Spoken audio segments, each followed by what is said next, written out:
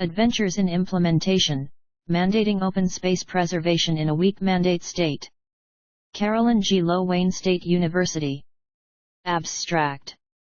This study uses a mix of qualitative, quantitative, and spatial statistical methods to investigate local government responses to a state-level change in land use policy. The results suggest that local governments resisted state intervention, and were guided mainly by self-interest and peers' actions when deciding whether or not to change their ordinances. The study examines the reasons for this principal agent failure, and suggests an alternative approach for other weak mandate states attempting to influence local land use policy. 2001, the Michigan legislature passed a law mandating changes to local government zoning ordinances that were designed to help curb sprawl and allow for the preservation of open space and farmland. Public Act 179 PA 179, Michigan State Legislature, 2001. Since the Michigan legislature does not have a strong history of intervention in local planning matters, it was a matter of some interest how local governments would respond. Over 10 years later, the extent of the implementation of the mandate has been mixed. This study seeks to both quantify the impact of the mandate on local zoning ordinances, and to explore, both qualitatively and quantitatively, the reasons communities chose to comply with or reject the state mandate.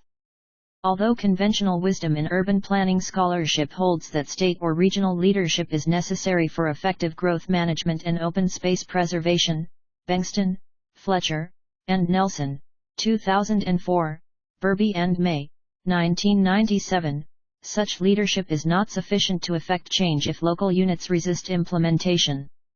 The results of this study suggest that lack of implementation can be best explained by a principal agent failure, Mo. 1984. The causes of the failure included the fact that local government planners and officials did not accept the principal-agent relationship. Policy entrepreneurship, Raby, 2004, had already taken place, so turf was involved, opportunities for local discretion were high, and local incentives were not aligned with state interests. In states with weak regulatory environments, legislators may need to be more creative in order to influence local land use decision-making. In geographic and regulatory context, the state of Michigan is characterized by diverse geography, uneven development, and a fragmented, localized pattern of government. Despite being the 8th largest state in the United States, Michigan has experienced slow to no growth in the past 20 years. It was the only state to lose population, 0.6%, between 2000 and 2010, U.S. Decennial Census 2010. About half of the state's population is contained in the 7-county Southeast Michigan Council of Governments. Direct correspondence to Carolyn G. Low, Department of Urban Studies and Planning, Wayne State University, 3198 Fab, 656 W. Kirby, Detroit, Michigan, 48202. Email, cglo@wayne.edu. Journal of Urban Affairs, Volume 00, Number 0, pages 116. Copyright C 2014 Urban Affairs Association. All rights of reproduction in any form reserved. ISSN 0735-2166. doi 10.1111/juaf.12182. 2 Journal of Urban Affairs I Volume 00/No0/2014. Figure 1 Comparison of conventional and open space subdivisions. SEMCOG, region, which broadly makes up metropolitan Detroit. In the 1990s, the period immediately preceding the passage of the open space subdivision mandate, the SEMCOG region's population increased by 5.3%. During the same period, developed land increased by 17.7% and residential population density decreased from 2.86 to 2.59 units per acre, SEMCOG. Statewide, from 1970 to 2000, the number of households in Michigan grew by 43%, while population grew by only 12%. Michigan Land Use Leadership Council, 2003, p. 12.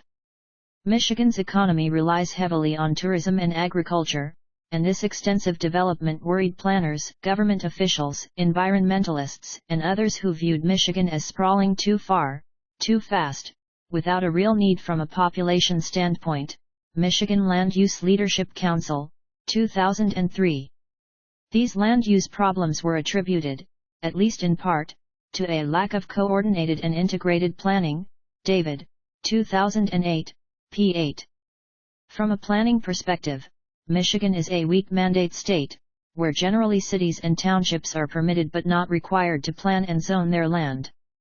Michigan is also a home rule state, which means that the legislature has conferred general powers of self-rule upon local governments rather than explicitly allowing them particular responsibilities.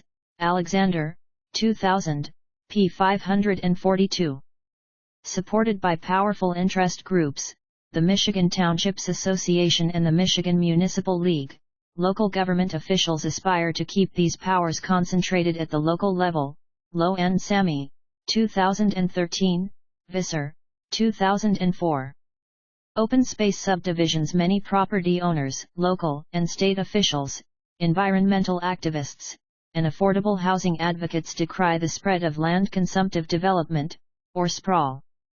This low-density development is thought to contribute to higher transportation costs for residents, increased vehicle miles traveled, air pollution, lack of public open space, decline in farmland and open space, loss of biodiversity, central city decline, poor health outcomes, and lack of human interaction. Bengston et al., 2004, Burchell and Mukherjee, 2003, Carter, 2009, Ewing 1997, Hostetler and Drake, 2009, Mohammed, 2006. Among many policy responses to the issue of sprawling development is the open space or cluster development, an arrangement of residential units designed as an alternative to large lot, sprawling subdivisions. An open space or conservation development groups homes on smaller lots on a portion of the property to be developed, while preserving a significant portion of the acreage in perpetuity for open space or agriculture. Arendt, 1996, p. 6, see Figure 1. The preserved land may be owned by the municipality, a land trust, or in common by the residents of the subdivision. In some cases, the preserved space may be privately held and deeded for agriculture. Tao, 2009. Conservation. Mandating open space preservation. I3. Easements are usually used to assure permanent protection of the land, regardless of the current or eventual ownership structure. Open space development is normally contrasted with large lot or conventional development, which divides the property to be developed into relatively even parcels, each of which is sold to a private homeowner. Planners encourage open space developments for several reasons. Most importantly, open space developments can result in the permanent preservation of relatively large areas of land, especially if several open space developments are designed so that their preserved open space is contiguous. Arendt, 1996, p. 49. Preserved open space also confers benefits on communities, developers, and individual homeowners. For example, preserved open space increases a community's recreation options, enhances the viewshed, and contributes to wildlife habitat and improved air and water quality. Arendt, 1996, pages 1013, McConnell and Walls, 2005. Home sites in conservation subdivisions tend to be less expensive to develop because clustering the developed areas requires less extensive infrastructure. Carter, 2009, p. 120, Mohammed, 2006, p. 394. Home sites in conservation subdivisions also command a price premium. Mohammed, 2006, p. 394, and, once built, homes close to permanently preserved open space are valued more highly. Irwin, 2002. Tao finds that in Howard County, Maryland, the clustering regulations were so favorable to developers that even non-mandated clustering occurred with great frequency. Tao, 2009, p. 1324. Over time, Homes in conservation subdivisions seem to sell faster and their property values appreciate faster than those in conventional subdivisions. Bolitzer and Netasil, 2000, Bowman, Thompson, and Coletti, 2009, especially as surrounding areas become more developed. Tao, 2009. Despite all of these potential benefits, communities and developers may avoid conservation subdivisions because of general aversion to deviation from the status quo, concern that smaller lot sizes will not sell for as much money, and reluctance to take on the burden of creating and maintaining conservation easements and dealing with land trusts. Carter, 2009, p. 121.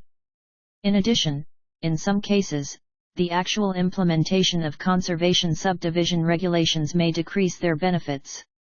Some researchers contrast true conservation subdivisions, in which regulations emphasize analysis of the property to make sure the most important part is being preserved and to minimize impacts from the developments, with open space subdivisions, which also preserve land, sometimes quite a bit, but may not accomplish the same conservation outcomes. For example, houses may be clustered in a sensitive area such as a lakeshore because it is aesthetically desirable. Carter, 2009, p. 118. Arendt, 1999, criticizes such approaches, in which minimal open space often includes all of the most unusable land as open space, and sometimes also includes undesirable, leftover areas such as storm water management facilities and land under high-tension power lines. p. 139. Daniels, 1999, p. 102, points out that a large number of clustered developments still use up a large amount of land, resulting in a leapfrogging landscape of clustered sprawl. Open space subdivisions, then, provide the greatest benefit at the site level, but ultimately may not change the course of general outward expansion at the community or regional level. Background on the law. Michigan House Bill 5029 was introduced on July 11, 2001, by State Representatives Chris Kolb, D. Ann Arbor, Ruth Johnson, R. Hawley, and Randy Richardville, R. Monroe.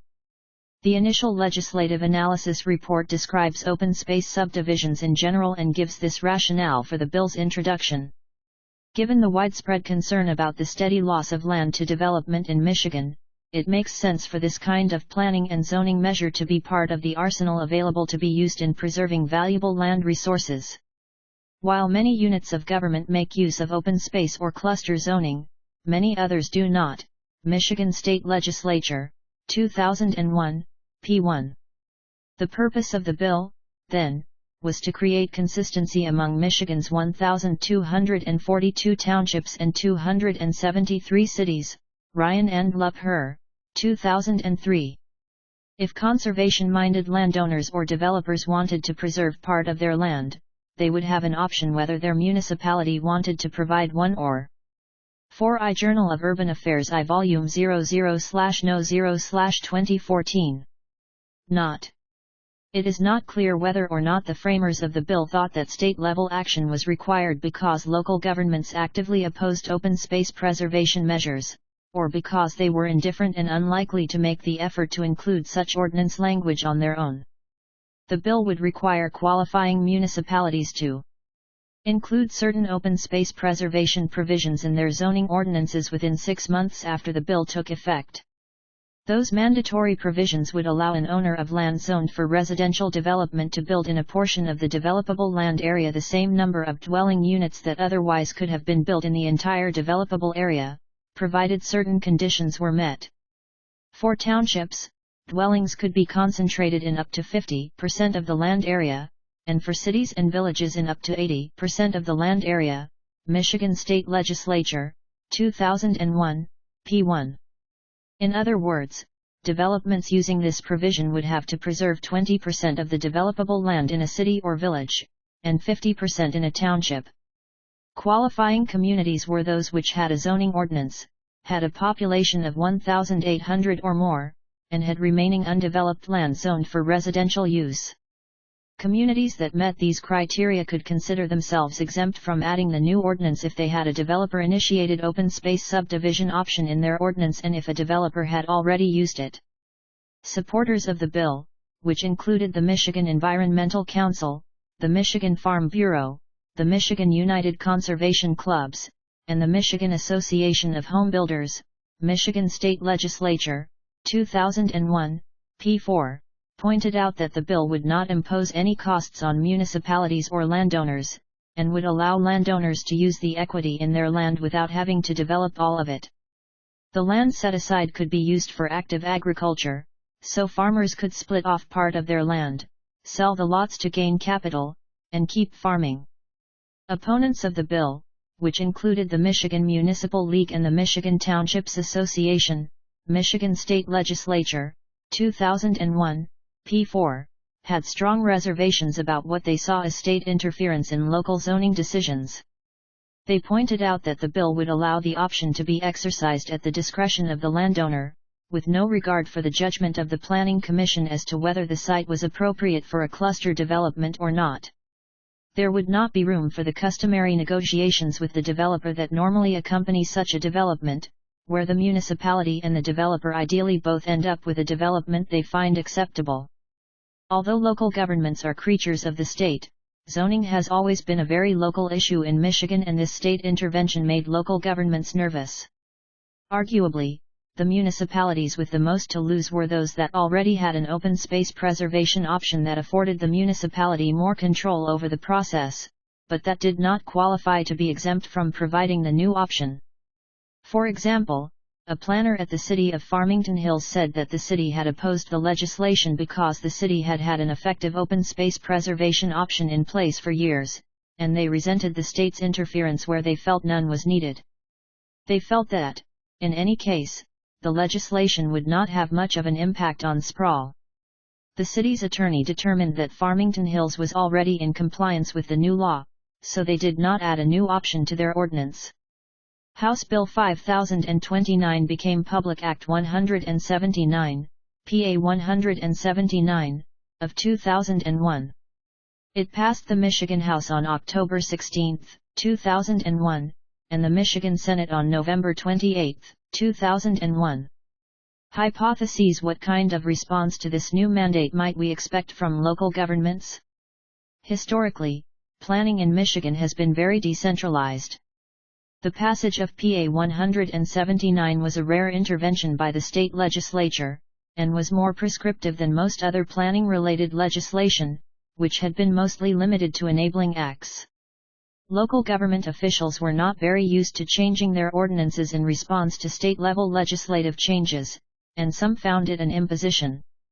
Based on interviews with planners in 2004, I expected the wider survey to show uneven implementation of mandating open space preservation. I-5. The open space requirement, driven largely by local self-interest. Because planning in Michigan has historically been a bottom-up, rather than a top-down activity, I expected local government actors to be much more strongly influenced by neighboring communities' ordinance activity than a state-level mandate.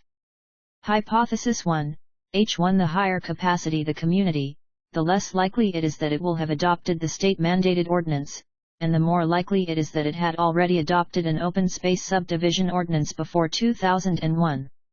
Normally we would expect higher levels of implementation to be associated with high capacity, low, 2011, 2012.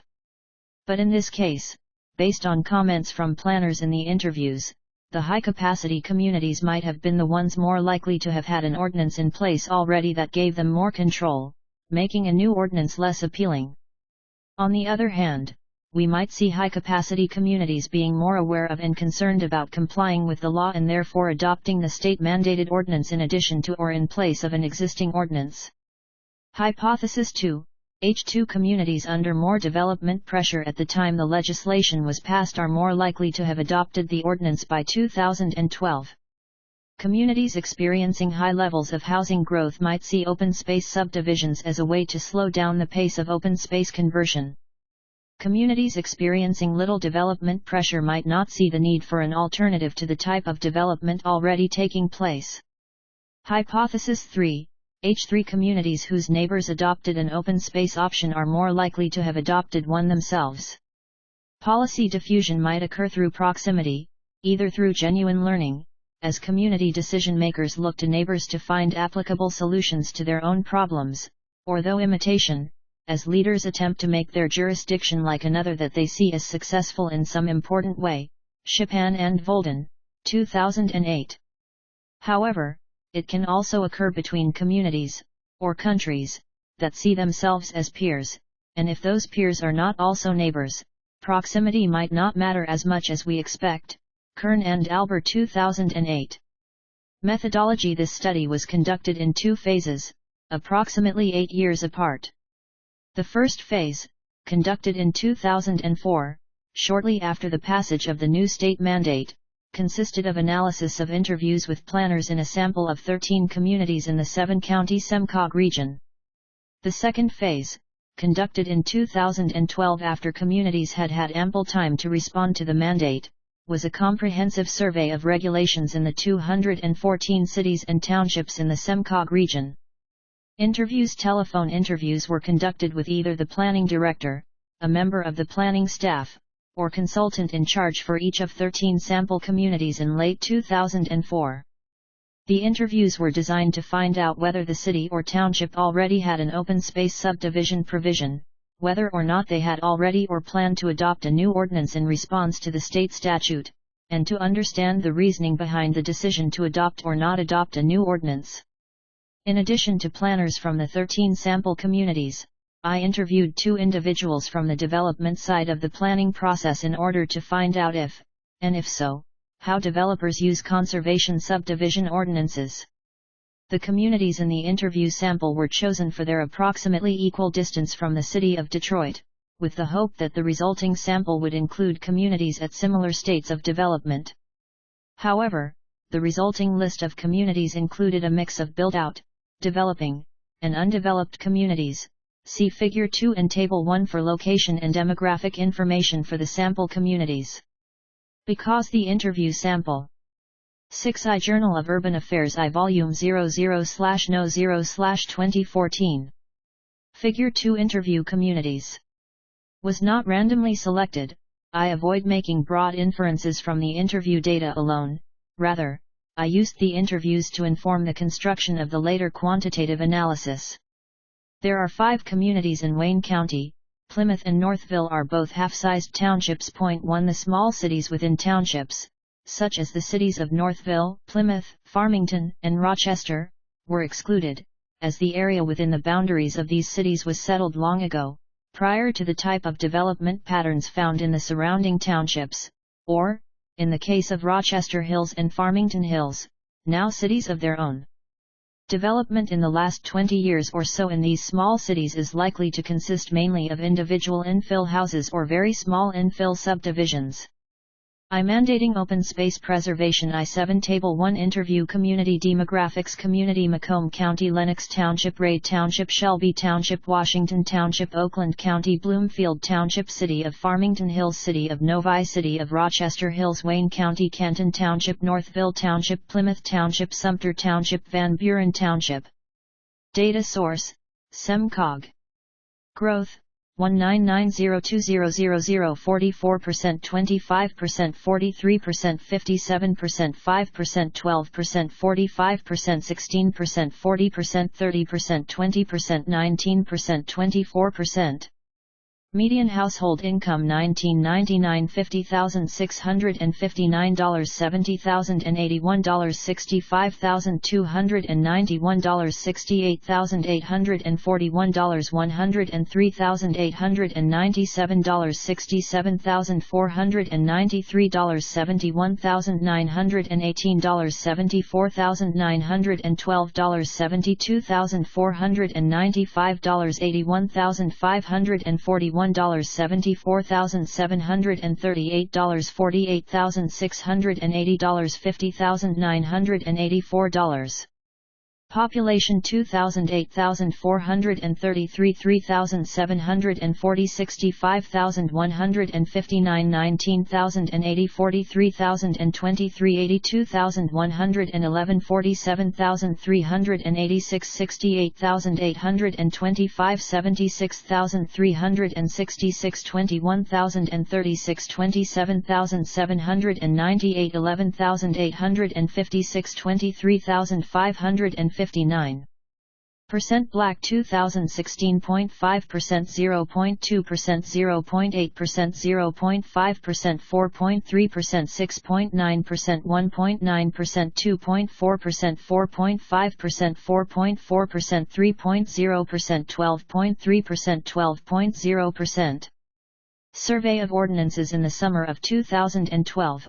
A research assistant and I contacted each of the 214 communities in the 7-county SEMCOG region to find out what alternative development options they allowed, including open space subdivisions, and when those ordinances had been adopted.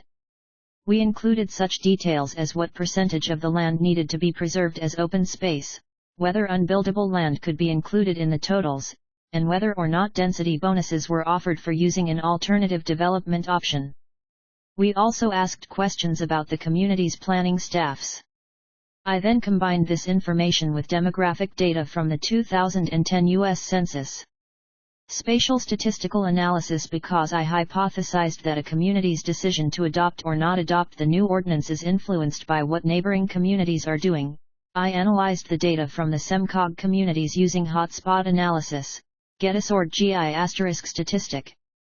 Hotspot analysis indicates where spatial interdependencies are occurring, using spatial statistical techniques to identify local clusters of values that are significantly further from the overall mean than we would otherwise expect. When these clusters have values that are significantly higher than expected, they are called hotspots. When the clusters have values that are significantly lower than expected, they are called cold spots. This hotspot analysis is conducted by generating the Getasord GI* statistic for each city and township within the SEMCOG region using ArcMap 10.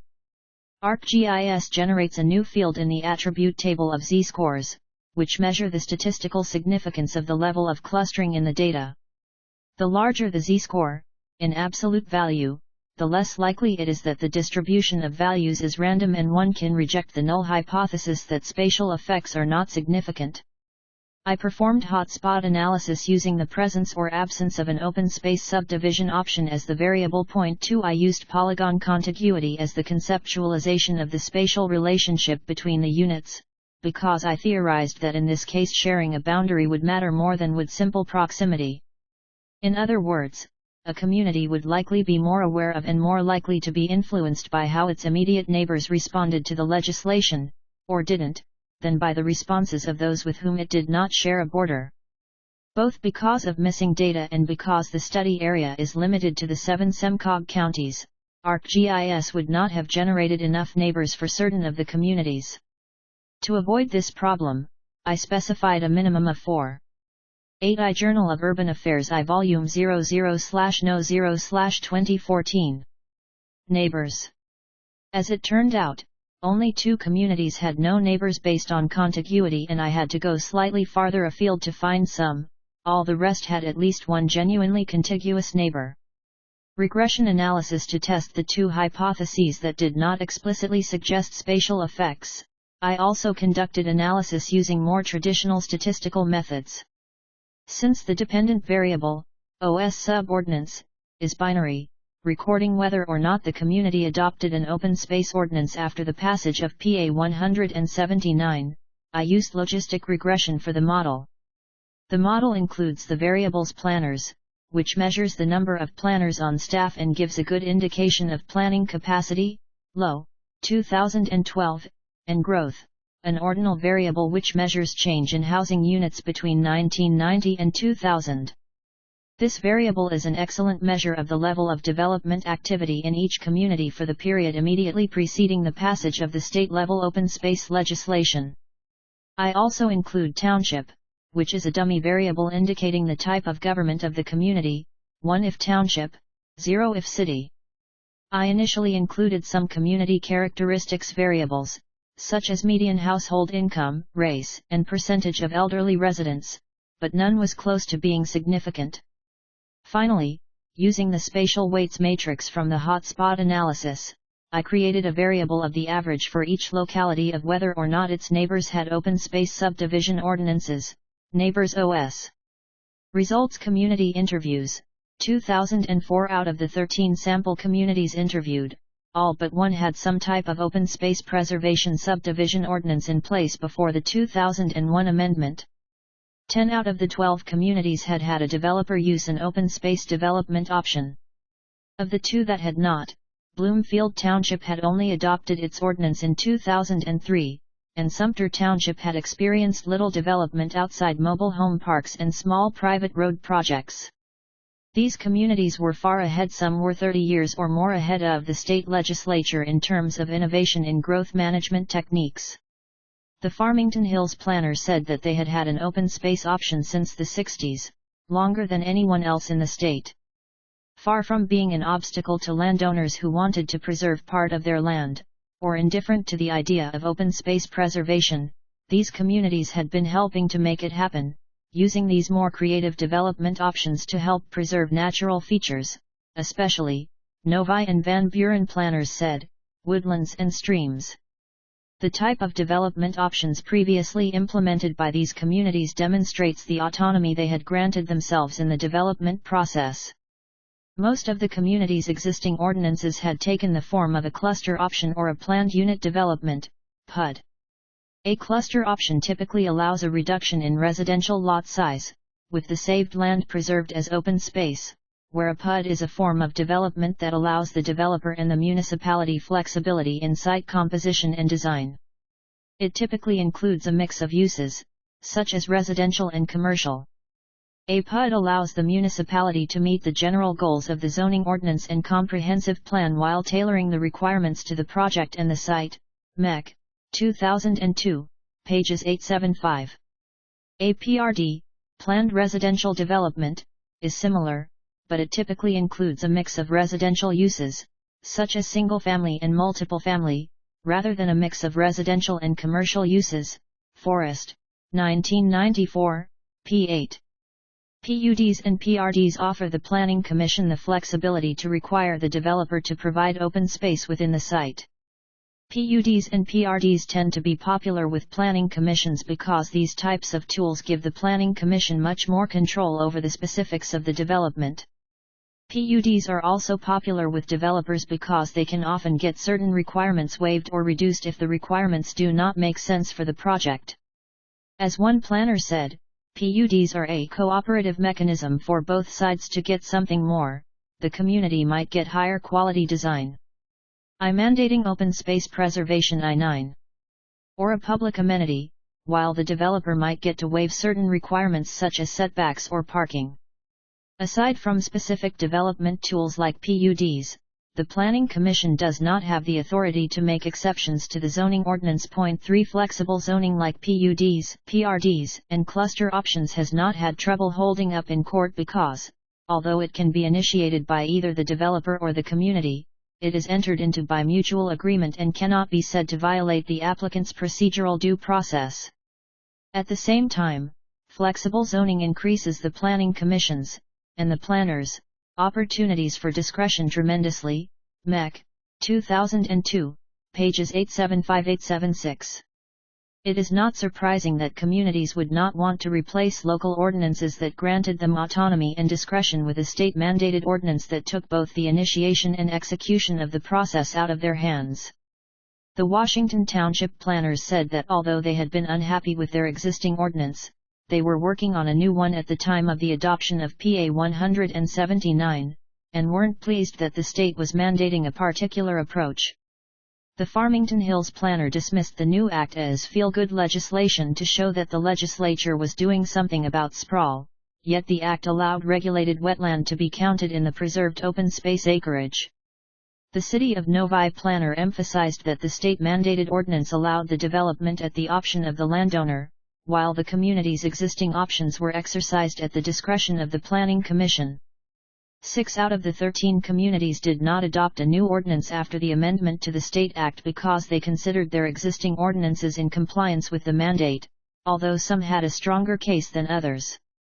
Only one of the other 5 communities that already had ordinances replaced the existing ordinance with the new one. The others simply added another development option to those already in existence. One township planner said he wasn't worried about developers trying to use the new ordinance language because it imposed stricter requirements than the township's existing option, which was still on the books. The developer and engineer I spoke with both said that their concern was for the bottom line: they would determine which type of development to build, a conventional subdivision or an open space one, based on which would be more profitable. Quantitative analysis of ordinance survey results.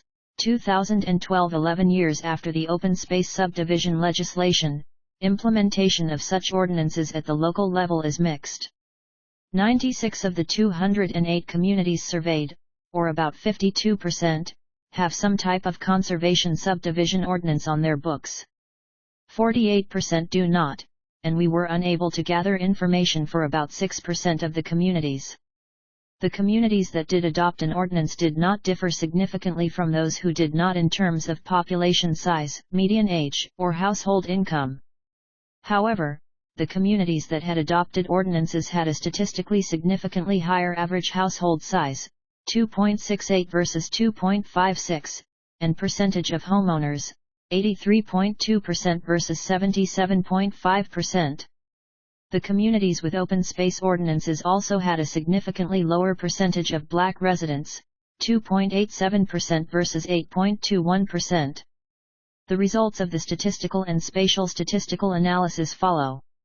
The initial hypothesis was that the higher capacity of the community, the less likely it is that it would have adopted the state-mandated ordinance, H1. I also hypothesized that communities under more development pressure at the time the legislation was passed were more likely to have adopted the ordinance by 2012, H2. Finally, I hypothesized that communities whose neighbors had adopted open space subdivision ordinances would themselves be more likely to have such an ordinance, H3. As mentioned in the methodology section, the dependent variable is ordinance adoption. This is a binary variable where the record is coded 0 if the unit never adopted an open space subdivision ordinance, or had adopted an ordinance before PA 179 and did not adopt a new ordinance. The variable is coded 1 if the unit adopted an open space ordinance after the state statute changed in 2001. Although early adoption and non-adoption are certainly different situations, since the behavior of interest is a policy response to the change in state law, it is appropriate to group them together. The results of the logit analysis appear in Table 2. In this model, township is significant at the 0.05 level, meaning that townships were somewhat more likely than cities to adopt new ordinances in 10i Journal of Urban Affairs I Volume 00/No0/2014 Table 2 Logistic Regression Model. N equals 175 prob CHI2 equals 0.0000 pseudo R2 equals 0.16 OS subdivisions. Planners Township Neighbors OS Growth Constant Table 3 Variable Characteristics. Coefficient minus 0.14 0.93 0.86 0.44 minus 2.00. STD error 0.15 0.42 0.63 0.20 0.54. Z-score minus 0.932 0.211 0.362 0.20 minus 3.73. P-value 0.350 0.027 0.173 0.028 0.000. Variable description Planners Township Neighbors OS Growth Count of Planners Dummy Mean of Neighbors CONS Subs Percentage. Range 0160 or 101-0.581.37. Mean 0.89 0.50 0.57 0.20. Standard deviation 1.62 0.50 0.30 0.22. Response to PA 179.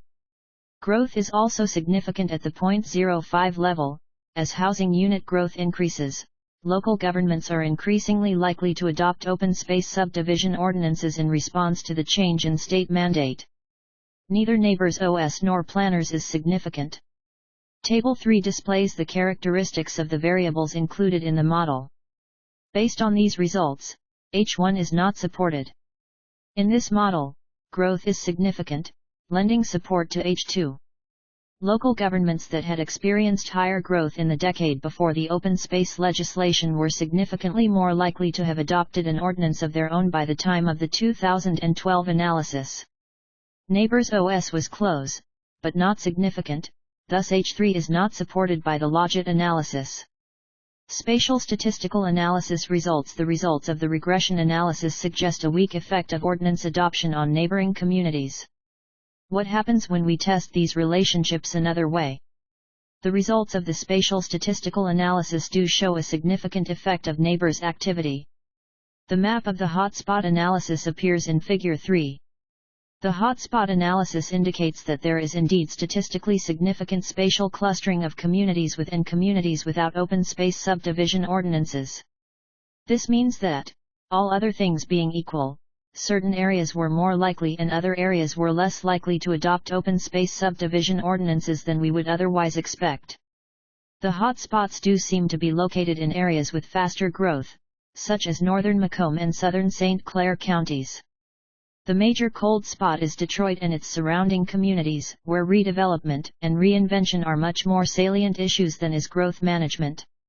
The implication of these results is that local government actors look to peers to help guide their response, rather than automatically adhering to requirements from the state.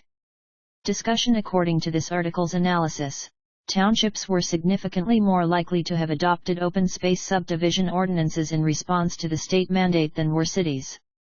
Given the general level of development in both cities and townships, this result is not surprising. Townships are simply more mandating open space preservation. I11. Saginaw. Hotspot analysis, Gettysord G** of presence of open space subdivision ordinance by community.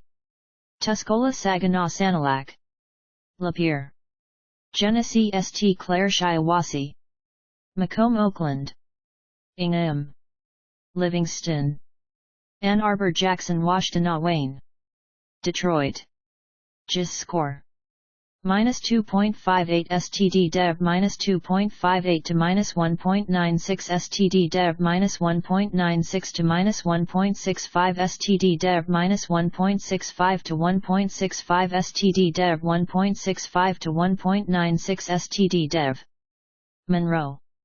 1.96 to 2.58 STD Dev 2.58 STD Dev. Lenawee. Polygon contiguity, edges and corners * global Moran's I equals 0.13 z-score equals 3.20 standard deviations p-value equals 0.001.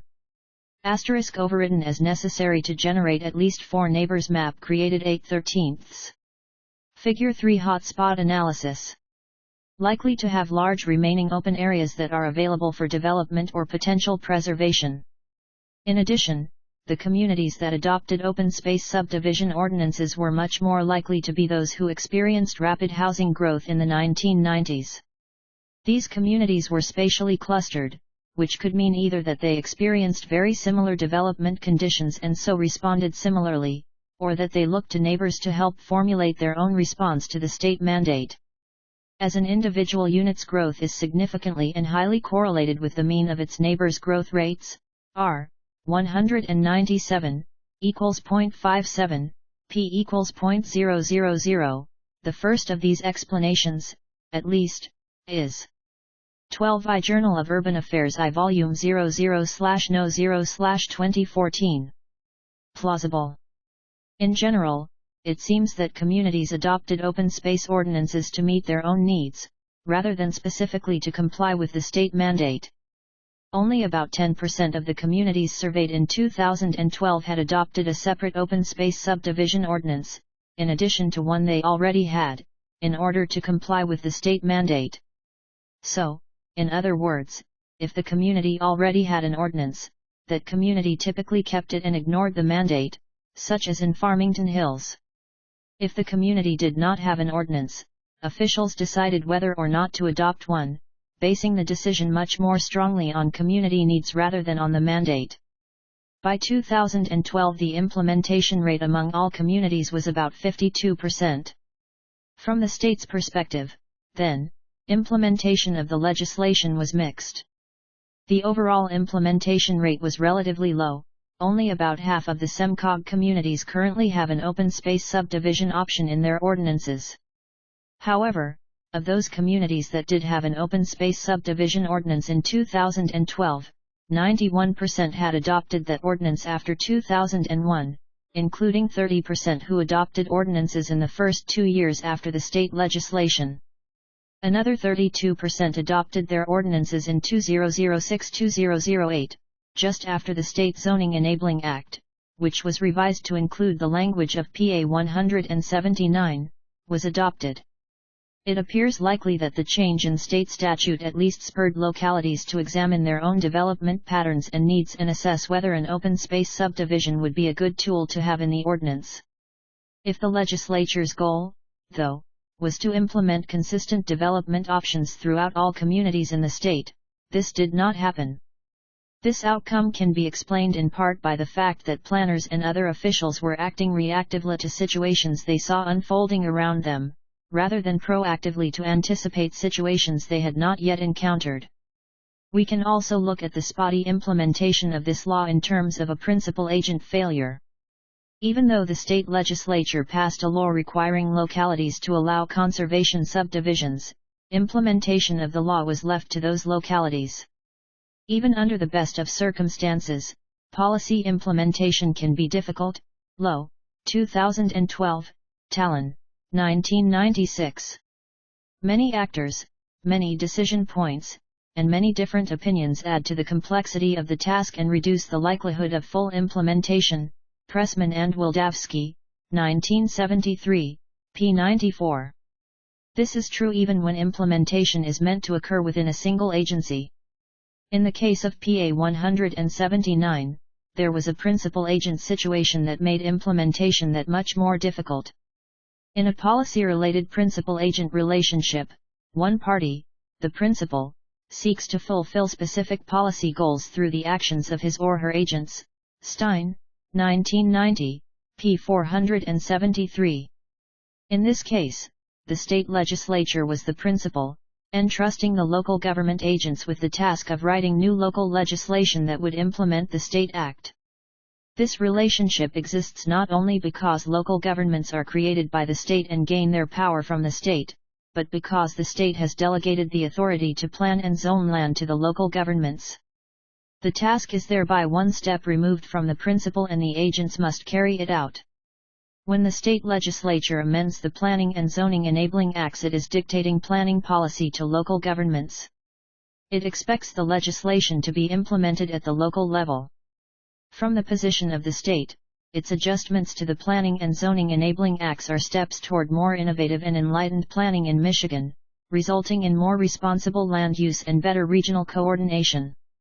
The state sees its proper role as to mandate, when politically feasible, best practices among the large number of municipalities it governs.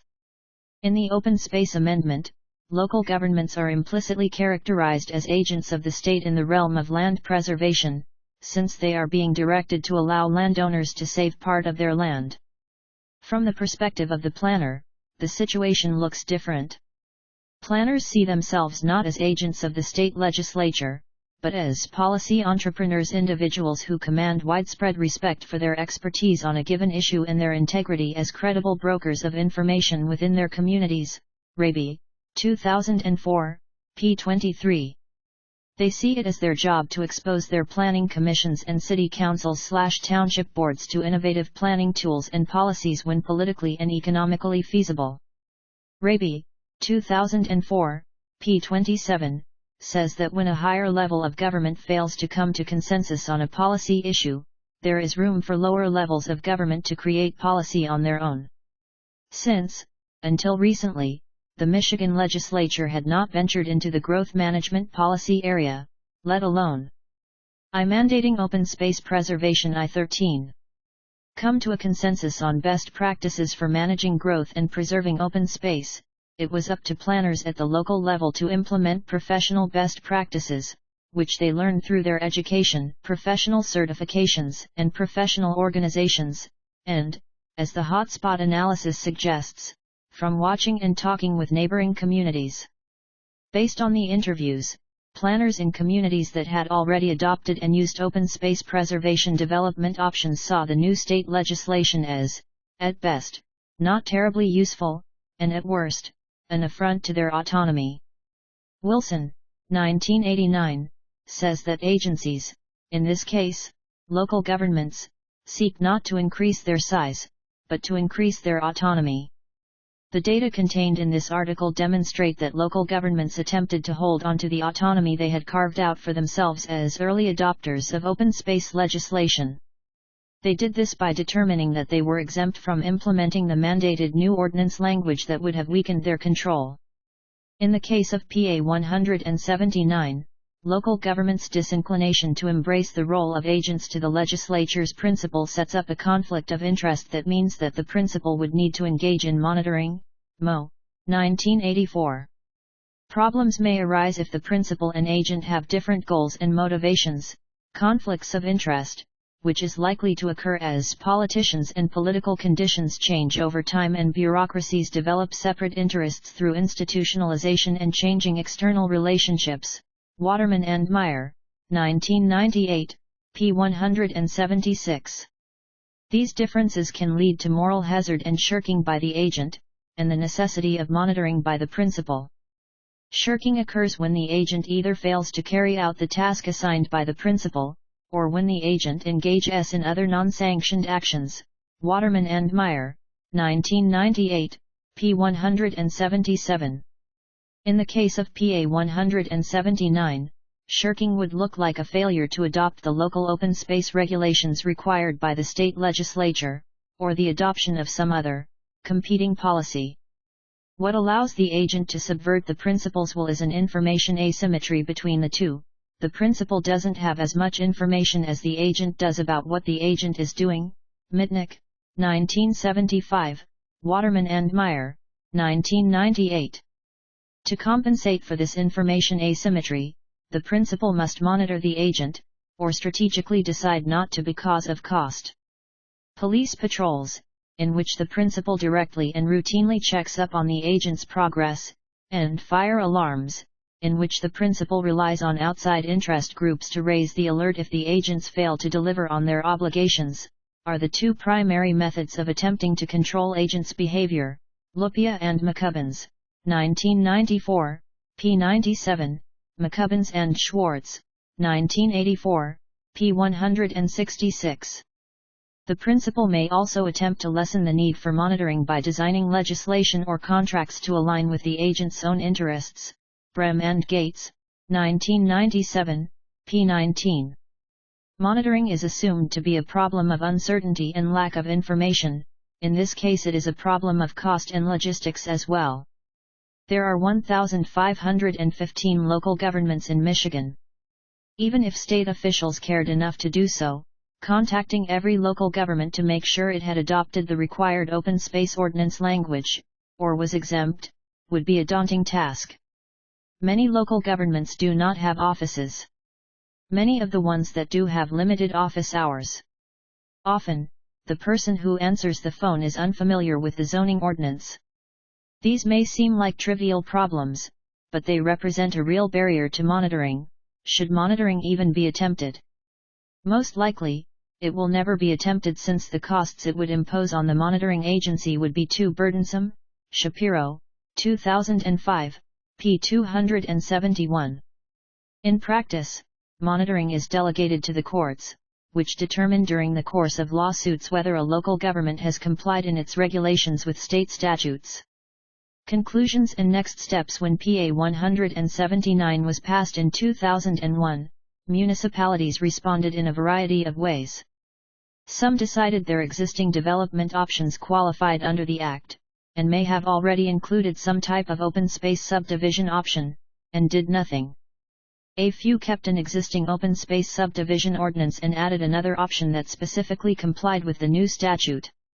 Quite a few, who had not had any open space subdivision option in their ordinances, added a new section to 14 I Journal of Urban Affairs I Volume 00/No0/2014. The ordinance. Most commonly, however, they did nothing, and to this day do not have an open space subdivision option on the books. Among those communities without open space provisions, implementation will likely occur through the courts, if a developer happens to want to exercise that option and is prevented from doing so. This resistance to state involvement in local land use decision-making is likely to be an issue in any state with a history of a hands-off approach to local land use policy. In the future, if such states wish to be more proactive in ensuring implementation of local-level land use controls, legislatures could improve their relationships with local governments by making better use of local policy entrepreneurs. The analysis in this article tells us that what neighboring communities are doing matters. Imagine what would have happened if the state legislature had looked around at local governments for a few open space ordinances that had been in place for several years, had been used successfully by developers, and had resulted in high-quality developments that met the spirit as well as the letter of the ordinance. The state could have based the statewide requirement on these models. The planners and local officials in the communities would have automatically become ambassadors for the new legislation within their professional organizations and among other elected officials, since they would be proud to have the state requirement based on their own ordinances. State officials could point to concrete evidence that the ordinance would be a success, and invite skeptics to see a finished product. This approach still would not have increased municipalities' autonomy, but it would have benefited from increased buy-in and demonstrable success. This approach might have been more advantageous for the state, as well.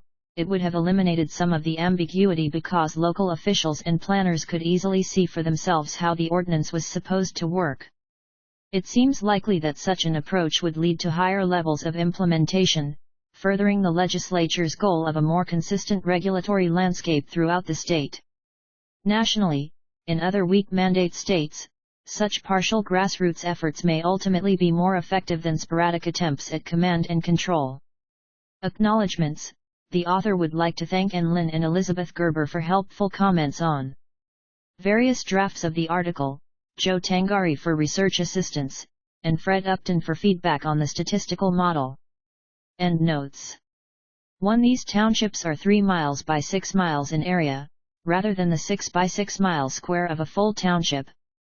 Many civil townships in Michigan follow the boundaries of the original surveyed townships set out by surveyors of the Northwest Ordinance in the 1700s. 2. I also ran a test for global spatial autocorrelation, Moran's I, since hotspot analysis may not be appropriate for data with significant global spatial autocorrelation, ESRI Developer Network, 2011, Geddes and Ord, 1992. In this case, however, there was no significant evidence of global spatial autocorrelation. 3. It is important to note that in communities without sewer systems, no lot can be smaller than Health Department regulations allow for an adequate septic field. Typically this lower limit is 1 to 2 acres, depending on soil type in the area. References. Alexander, F.S., 2000. Inherent Tensions Between Home Rule and Regional Planning. Wake Forest Law Review, 35, 539562. Arendt, R., 1996.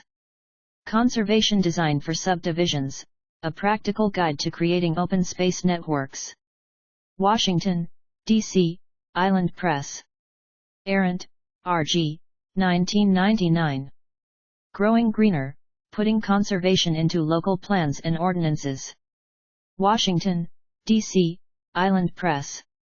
Bengston, D.N., Fletcher, J.O., and Nelson, K.C., 2004. Public Policies for Managing Urban Growth and Protecting Open Space, Policy Instruments and Lessons Learned in the United States. Landscape and Urban Planning, 69, 271286. I Mandating Open Space Preservation I-15. Bolidzetter, B., and Netasil, N.R., 2000. The Impact of Open Spaces on Property Values in Portland, Oregon. Journal of Environmental Management, 59, 185193. Bowman, T., Thompson, J., and Colletti, J., 2009. Valuation of Open Space and Conservation Features in Residential Subdivisions. Journal of Environmental Management, 90, 321330. Brehm, J., and Gates, S., 1997. Working, Shirking, and Sabotage, Bureaucratic Response to a Democratic Republic. Ann Arbor, M.I., University of Michigan Press. Burby, R.J., and May, P.J., 1997. Making Governments Plan, State Experiments in Managing Land Use. Baltimore, M.D., Johns Hopkins University Press. Burchell, R.W., and Mukherjee, S., 2003. Conventional Development versus Managed Growth, The Costs of Sprawl. American Journal of Public Health, 93, 15341540. Carter, T., 2009. Developing Conservation Subdivisions, Ecological Constraints, Regulatory Barriers, and Market Incentives. Landscape and Urban Planning, 92, 117124. Daniels, T.L., 1999. When City and Country Collide, Managing Growth in the Metropolitan Fringe. Washington, D.C., Island Press. David, N., 2008. Why Cooperate? An Evaluation of the Formation and Persistence of Voluntary Regional Land Use Cooperative Arrangements in Michigan. Unpublished doctoral dissertation, University of Michigan, Ann Arbor, M.I. ESRI Developer Network. 2011, Hotspot Analysis, Getasort GI*, Spatial Statistics. Retrieved August 11, 2011, from http://eden.eSRI.com/arcobjects/9.2/net/shared/geo-processing/spatial_statistics_net/spatial_analysis_getasort_spatial_analysis_get_. R. 1997. Is Los Angeles style sprawl desirable? Journal of the American Planning Association, 63, 107126. Forrest, C.W., 1994. Planned Unit Development and Takings Post-Dolan. Northern Illinois University Law Review, 15, 571584. Geddes, A., and Ord, J.K., 1992. The Analysis of Spatial Association by Use of Distance Statistics. Geographical Analysis, 24, 189206. Hostetler, M., and Drake, D., 2009. Conservation Subdivisions, A Wildlife Perspective. Landscape and Urban Planning, 90, 3, 95101. Irwin, E.G., 2002. The Effects of Open Space on Residential Property Values. Land Economics, 78, 465480. Kern, K., and Alber, G., 2008. Governing Climate Change in Cities, Modes of Urban Climate Governance in Multilevel Systems. Paper presented at the OECD Conference Proceedings, Milan, Italy, October 910, 2008. Pages 171196. Lowe, C.G., 2011. Assessing and Interpreting Nonconformance in Land Use Planning Implementation. Planning Practice and Research, 26, 3, 271287. Lowe, C.G., 2012. 4 Potential Disconnects in the Local Planning Process. Journal of Planning Education and Research, 32, 1. 3347. Lowe, C.G., and Sami, N., 2013. Death of a Planning Department, Challenges for Regionalism in a Weak Mandate State. Land Use Policy, 32, 3949. Lupia, A., and McCubbins, M.D., 1994. Learning from Oversight, Fire Alarms and Police Patrols Reconstructed. Journal of Law, Economics, and Organization, 10, 1, 96125.